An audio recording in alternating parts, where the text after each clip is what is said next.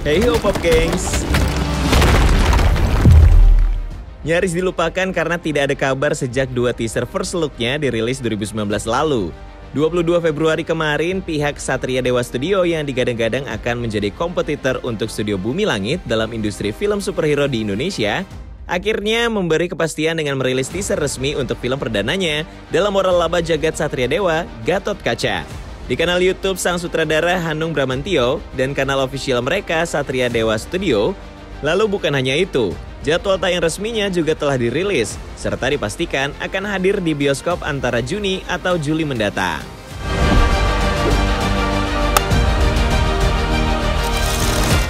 Ya, ada banyak rumor yang beredar tentang kelanjutan film ini selama 3 tahun belakangan.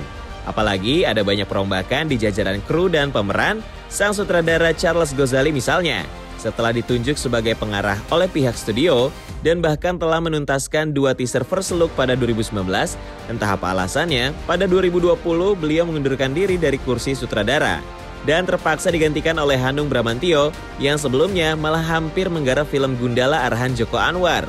Lalu bukan hanya kursi sutradara, jauh sebelum produksi dimulai, sebenarnya ada 3 aktor yang direncanakan tampil sebagai pemeran dalam film ini. Mereka adalah Didi Kempot, Ashraf Sinclair, dan Dwi Sasono.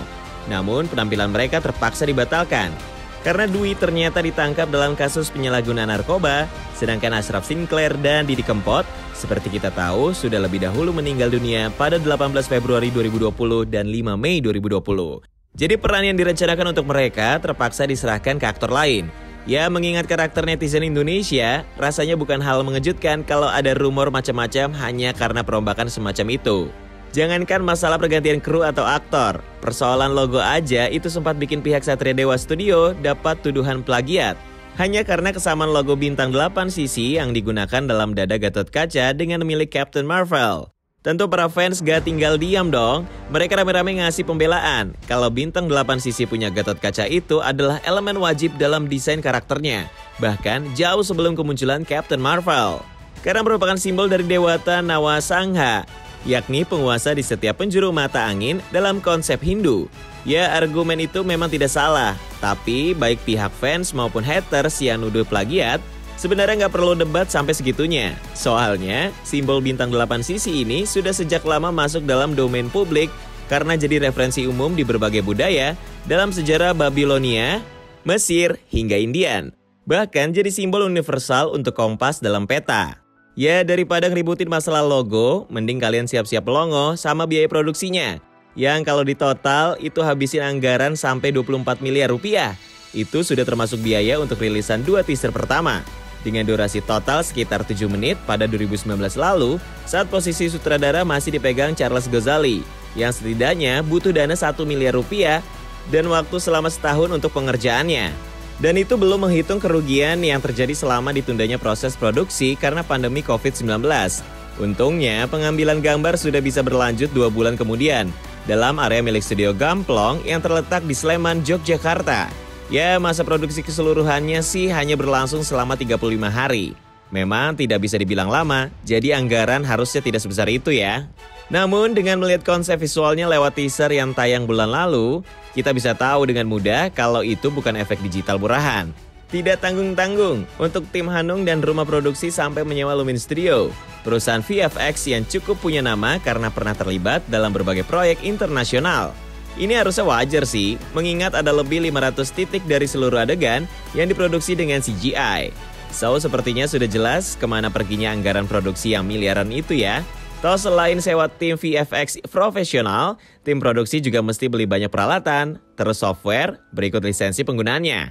Tentu yang istimewa bukan hanya CGI, setelan yang digunakan oleh pemeran Gatot Kaca itu punya spesifikasi yang gak kalah garang.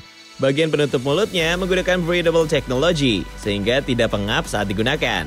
Kemudian bahan pembuatannya sudah disesuaikan dengan kebutuhan aksi dan mobilitas tingkat tinggi. Karena penggunaannya memang tidak hanya sejam atau 2 jam, tapi bisa sampai seharian. Ya, tidak heran, toh kreator yang mengerjakan kostum ini adalah tim gabungan dari Satria Dewa Studio dan Caravan Studio asal Hollywood. Kemudian finishingnya dikerjakan oleh tim dari Prancis yang dulu menggarap setelan untuk karakter Daredevil. Kira-kira kalau di total, ongkos pengerjaannya untuk total 5 kostum Gatot-Kaca dengan berat masing-masing sekitar 7 kg yang digunakan pada sorotan sinematik dan aksi itu mencapai 1 miliar rupiah. Lalu bagaimana dengan jajaran pemeran yang akan mengisi film ini? Seperti sejumlah aspek lain yang cukup total, para cast yang ditunjuk untuk mengisi peran para karakter adalah para bintang yang sudah punya nama di jaga sinema. Ada Rizky Nazar sebagai Yuda si pemeran utama, Yasmin Nepper sebagai Agni, Omar Daniel sebagai Dananjaya, Ali Fikri sebagai GG, Edward Akbar sebagai Arya, Sigi Wimala sebagai Arimbi, lalu ada aktris senior Yati Surahman yang memerankan karakter Bumi Prat. Kemudian 2 aktor laga veteran yang telah melalang buana hingga ke Hollywood, Yayan Ruhian sebagai Beceng dan Cecep Arif Rahman sebagai Pandega. Serta para pendatang baru, ada Jerome Kurnia sebagai Erlangga, Sasha Utari sebagai Queen, juga Axel Matthew Thomas sebagai Nathan. Dan bukan cuma itu, bahkan untuk promosi, tim Satria Dewa juga tidak tanggung-tanggung. Bukan hanya mengandalkan platform seperti media sosial dan portal berita daring, mereka juga di-endorse oleh 2 aktor laga dunia yang cukup terkenal, yaitu Scott Adkins, pemeran jagoan Yuri Boyka dari Waralaba Undisputed. Good luck on your production of Gatot-Kaca. I cannot wait to see it. Looks great. Serta Donnie Yen, sang bintang laga yang didapuk sebagai pemeran terbaik dari legenda Wing Chun Ip Man. On your new film Gatot-Kaca, everyone involved?